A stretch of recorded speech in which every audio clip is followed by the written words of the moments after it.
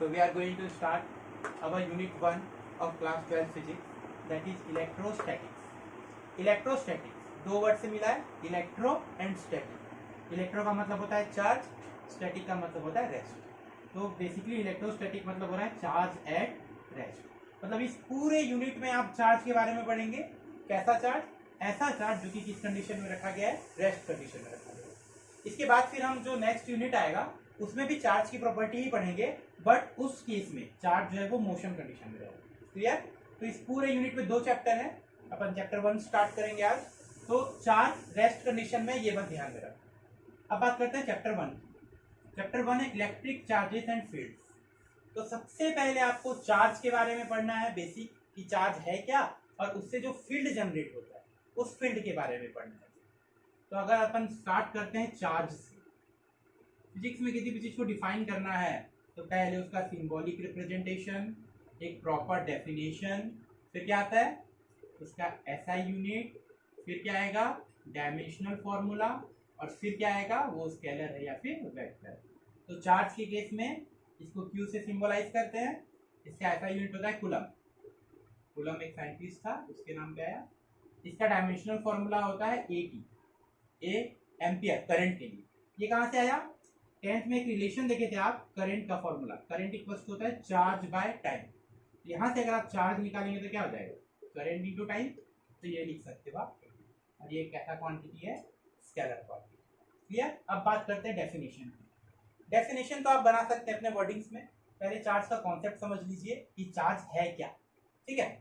तो चार्ज क्या है? किसी भी बॉडी की वो इंट्रिंसिक प्रॉपर्टी जो उसके नियर बाई में अगर कोई दूसरा बॉडी है, दोनों के बीच में एक इन्फ्लुएंस क्रिएट है. जैसे ये आपका बोर्ड है और ये आपका मार्कर है. क्लियर? दो अलग अलग बॉडी हैं. अगर मैं दोनों को एक दूसरे के पास रखा हूँ तो यहाँ कोई फोर्स ऑफ अट्रैक्शन या रिपल्सन, कुछ इन्फ्लुएंस क्रिएट नहीं हो रहा है ना. मतलब मैं बोलूंगा इन दोनों में कोई चार्ज नहीं. बट अगर ये इसको अट्रैक्ट करता या रिपेल करता, कुछ इन्फ्लुएंस क्रिएट करता, तो मैं क्या बोलूंगा? इसमें चार्ज है. तो चार्ज किसी बॉडी की इंट्रिंसिक प्रॉपर्टी है. ठीक है? Which make influence on any another body kept near by it. एक एग्जांपल से आपको याद आएगा. एक आप कॉम्ब लेंगे और स्मॉल पीस ऑफ पेपर लेंगे. तो जब आप कॉम्ब को initially small piece of paper पे रखेंगे तो कोई वहां पे इफेक्ट नहीं आएगा, क्योंकि उस कंडीशन में दोनों में चार्ज नहीं था. बट जब आप कॉम्ब को रब करेंगे ड्राई हेयर से, फिर पेपर के पास लेके जाएंगे तो वो उसको अट्रैक्ट कर लेगा, क्योंकि इस केस में इसके पास क्या आ चुका है? चार्ज. तो चार्ज का डेफिनेशन समझ गए आप. ठीक है? अपने वर्डिंग्स में उसको लिख लेंगे अपन. अब बात करते हैं चार्ज है क्या, कितने टाइप के होते हैं, क्या होता है. तो पूरे वर्ल्ड में बेसिकली दो ही चार्ज है, एक पॉजिटिव और एक नेगेटिव. पॉजिटिव मतलब कौन सा? प्रोटॉन. और नेगेटिव मतलब कौन सा? इलेक्ट्रॉन. कैसे? एकदम अगर डीप जाओगे आप तो आपको पता है मैटर के बारे में सब जानते हैं. मैटर किससे मिलता है? मिलके बनता है. स्मॉलेस्ट यूनिट जो है वो क्या है आपका? एटम. एटम का अगर आप स्ट्रक्चर देखेंगे, एटम के अंदर में कौन होता है? न्यूक्लियस. न्यूक्लियस में कौन होता है? प्रोटॉन. प्रोटॉन के चारों ओर कौन घूमता है? इलेक्ट्रॉन. तो सारे एटम में कौन से चार्ज हैं? एक प्लस वाला और एक माइनस वाला. और एटम सब मैटर में है. मतलब जितने भी आपको दिख रहे हैं सराउंडिंग्स में ऑब्जेक्ट, सब में एटम है और सब में क्या है? चार्ज है. और कैसा चार्ज? प्रोटॉन और इलेक्ट्रॉन. दो ही चार्ज हैं आपके. अच्छा, अब सब में चार्ज है तो अकॉर्डिंग टू द डेफिनेशन सब एक दूसरे को या तो अट्रैक्ट करेंगे या तो रिपेल करेंगे. बट मैंने कहा था अगर ये अट्रैक्ट या रिपेल नहीं कर रहा है तो इसमें चार्ज नहीं है. तो हम कैसे बताएंगे अनचार्ज बॉडी क्या है, पॉजिटिवली चार्ज क्या है, इस थ्योरी पे. तो देखते हैं अनचार्ज बॉडी को कैसे डिफाइन करें. क्योंकि प्रोटॉन और इलेक्ट्रॉन सब में है, अगर वो अनचार्ज है तो भी उसमें प्रोटॉन और इलेक्ट्रॉन तो होगा ही होगा. तो अगर मैं 3 कैटेगरी में किसी बॉडी को डिफाइन करूं, या तो मैं बोलूंगा वो अनचार्ज है, या मैं बोल सकता हूं कोई बॉडी कैसा है? पॉजिटिवली चार्ज है, या फिर मैं बोल सकता हूं कोई बॉडी कैसा है? Negatively charge. ठीक है? अनचार्ज है मतलब उस बॉडी पे प्रोटॉन भी है और इलेक्ट्रॉन भी. द थिंग इज दैट कि जितने नंबर ऑफ प्रोटॉन्स हैं उतने ही नंबर ऑफ क्या है? इलेक्ट्रॉन्स हैं. तो टोटल चार्ज क्या हो जाएगा? 0, क्योंकि प्रोटॉन और इलेक्ट्रॉन एक दूसरे को क्या कर देंगे? कैंसिल आउट कर देंगे. क्लियर? पॉजिटिवली चार्ज इसका मतलब ये नहीं कि सिर्फ उस बॉडी में पॉजिटिव चार्ज ही रहेंगे. अगर कोई बॉडी पॉजिटिवली चार्ज है तो उसमें इलेक्ट्रॉन्स भी है, but the number of proton is greater than the number of electron. यहाँ number of proton is equal to the number of electron था। निगेटिवली चार्ज में सेम, उसमें निगेटिव जो है वो मेजॉरिटी रहेगा, number of electrons are greater than the number of proton. तो इस बेसिस पे हम बोल सकते हैं कि कोई बॉडी अनचार्ज है या पॉजिटिव है या निगेटिव है। अब बात करते हैं किसी बॉडी को अगर चार्ज करना है तो चार्ज हम निकाल लें या मतलब डिस्ट्रॉय कर दें या बिल्डअप कर दें, तो लॉ ऑफ कंजर्वेशन तो हमको अलाउ नहीं करेगा। लॉ ऑफ कंजर्वेशन बार बार ये चीज आएगा अभी। इसका मतलब ये है कि you neither create the charge और नॉट डिस्ट्रॉय द चार्ज, बस वो क्या होता है, ट्रांसफर होता है। जैसे वो कॉम वाला मैंने एग्जांपल दिया था, कॉम में इनिशियली चार्ज नहीं था, लेकिन जब मैंने उसको रब किया तो उसमें चार्ज आया। कैसे? क्योंकि चार्ज क्या हो गया, ट्रांसफर हो गया। कहाँ से? एक बॉडी से दूसरे बॉडी, इलेक्ट्रॉन्स ट्रांसफर हुए वहां पे। ठीक है। ये वैसे एक एग्जांपल ले सकते हो आप कि सिल्क क्लॉथ और ग्लास रॉड दोनों को रब करेंगे तो उसमें भी चार्ज जनरेट होता है। अब एक में पॉजिटिव होता है और एक में निगेटिव, वो आपको देखना पड़ेगा किसमें पॉजिटिव है और किसमें नेगेटिव है। जो इलेक्ट्रॉन लूज करेगा वो पॉजिटिव बन जाता है और जो इलेक्ट्रॉन गेन करेगा वो निगेटिव बन जाता है, क्योंकि उसमें नंबर ऑफ इलेक्ट्रॉन्स क्या हो जाते हैं, ज्यादा हो जाते हैं। ठीक है, तो ये देख लेंगे अपन। इसके बाद आता है कि अगर कोई बॉडी अनचार्ज है तो उसको चार्ज कैसे करें, the method of charging, how to charge a body.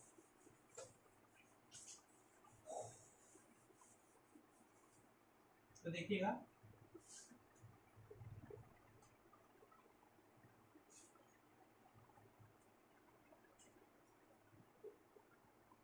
Method of charge, दो मेथड हैं, एक है फ्रिक्शनल मेथड और एक है मेथड ऑफ इंडक्शन।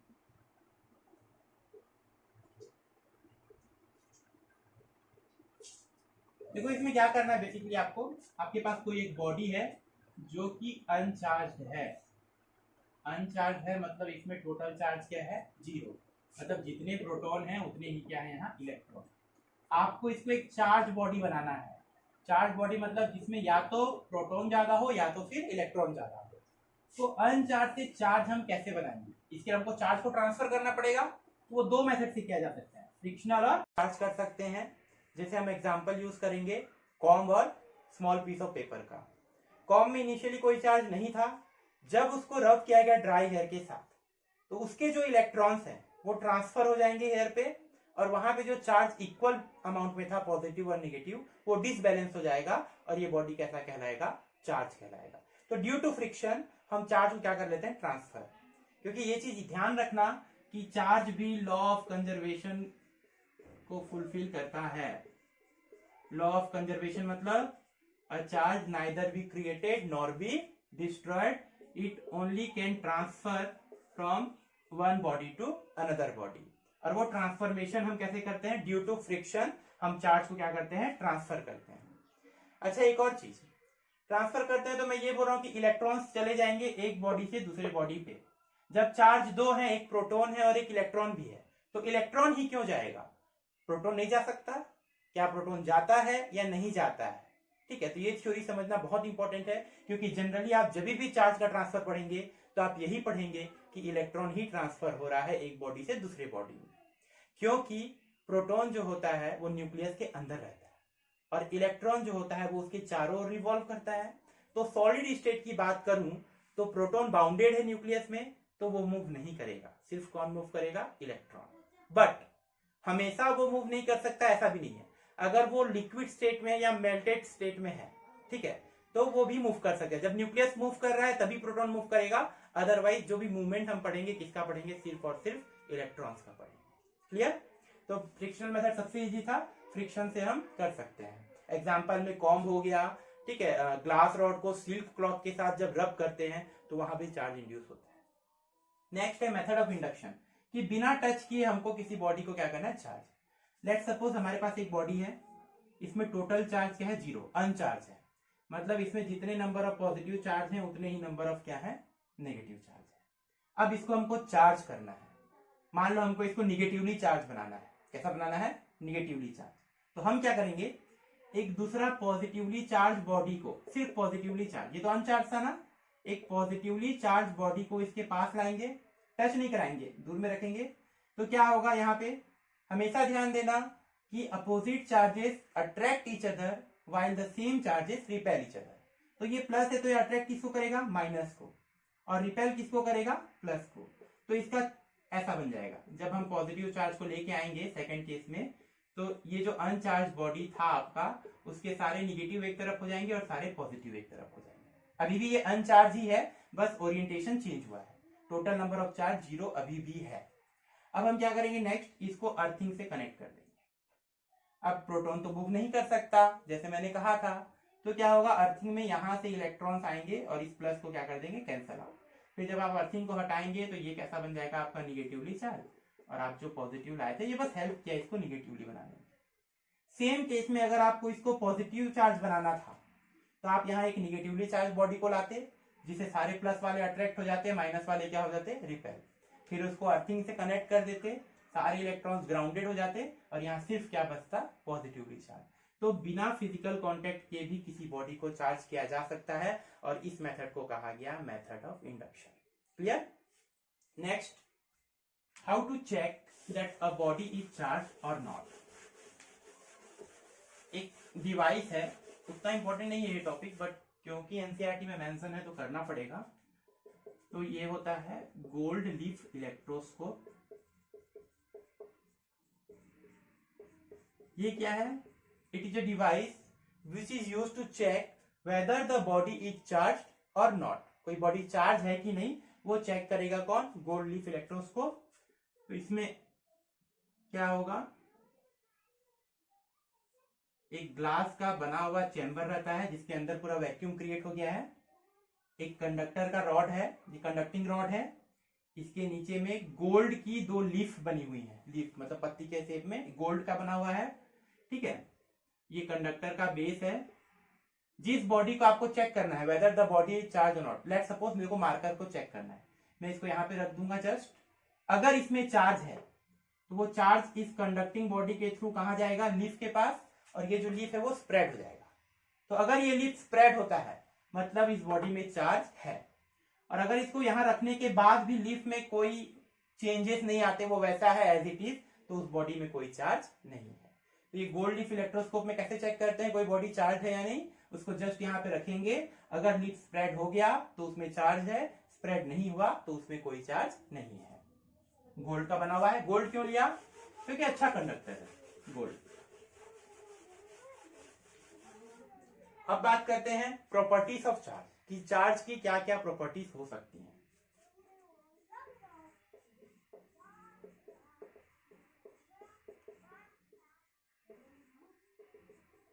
सबसे पहली प्रॉपर्टी कि charges are additive in nature.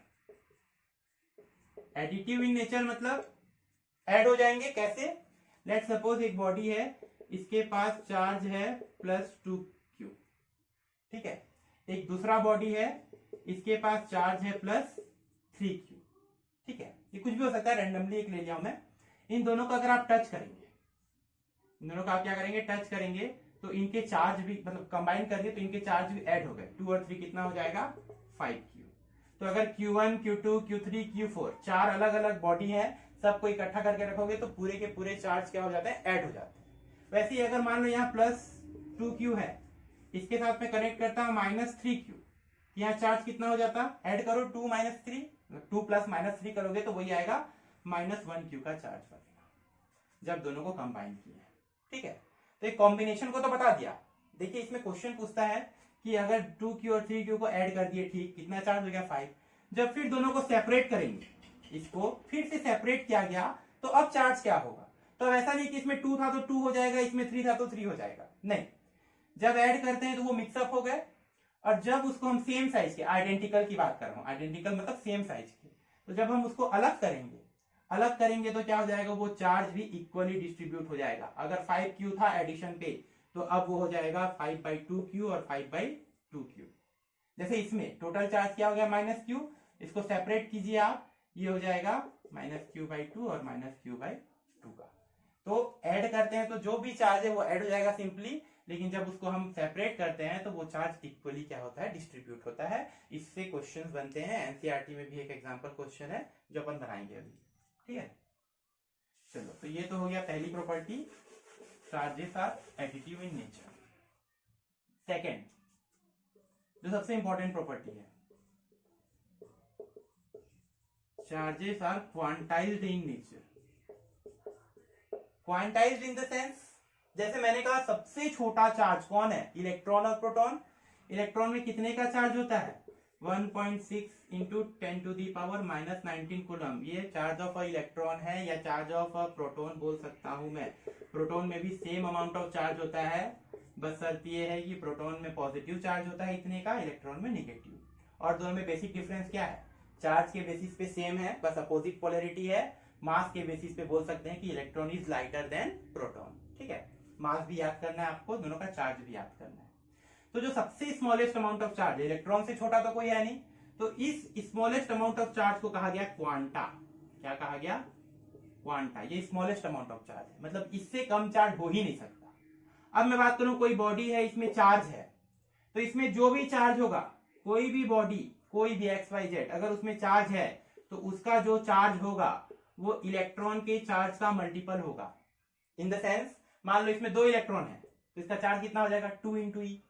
5 electron है, 5 इंटू ई। 10 इलेक्ट्रॉन है, 10 इंटू ई। n इलेक्ट्रॉन है, n इंटू ई। तो हमेशा कोई भी बॉडी का जो चार्ज होता है वो चार्ज ऑफ n इलेक्ट्रॉन के क्या होता है, इंटीग्रल मल्टीपल होता है, जहां n है नंबर ऑफ इलेक्ट्रॉन, ई जो है charge on n electron, 1.6 into 10⁻⁻19, q जो है टोटल चार्ज। इससे न्यूमेरिकल बनते हैं, क्योंकि ई तो आपको पता है कितना होता है, बच गया क्या, नंबर ऑफ इलेक्ट्रॉन और टोटल चार्ज। तो दोनों में से एक दिया रहेगा, दूसरा निकालना है। लाइक क्वेश्चन एक है एनसीईआरटी का कि how many number of electrons are present on a body of charge 1 coulomb. अगर चार्ज कितना है 1 कूलम, तो कितने नंबर ऑफ इलेक्ट्रॉन होंगे, तो क्यू गिवन है यहाँ पे, ई आपको पता है, ठीक है, एन आपको फाइंड आउट करना है, एनसीईआरटी का है, आप तुरंत कर सकते हैं। वैसे ही बोलेगा if a body is having 10 electron then what is the amount of charge present on that body, तो एन की वैल्यू 10 रखेंगे। बहुत छोटा न्यूमेरिकल है लेकिन इंपॉर्टेंट भी है, आपको ध्यान देना है क्यू और एन को कहां पुट करेंगे, कैसे पुट करेंगे। तो हम कोई भी बॉडी में कितना भी चार्ज है उसमें कितने इलेक्ट्रॉन प्रेजेंट है, हम इस फॉर्मूला से डायरेक्टली बता सकते हैं। ठीक है, एनसीईआरटी में सेकंड एग्जांपल क्वेश्चन है, देख लीजिएगा।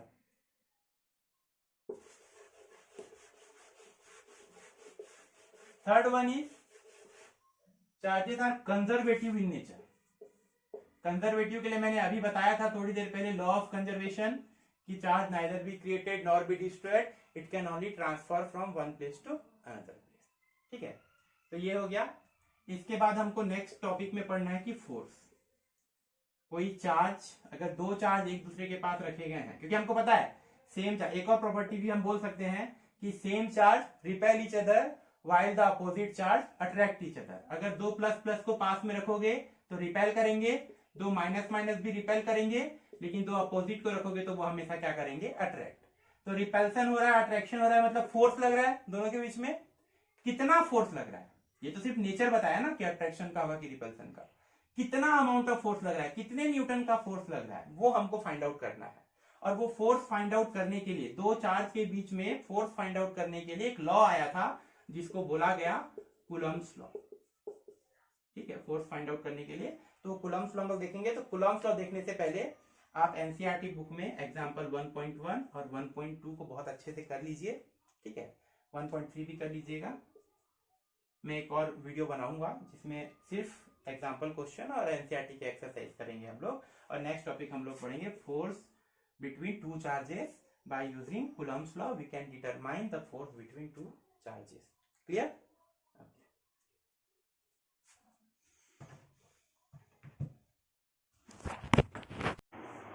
तो अपना नेक्स्ट टॉपिक है फोर्स बिटवीन 2 चार्जेस।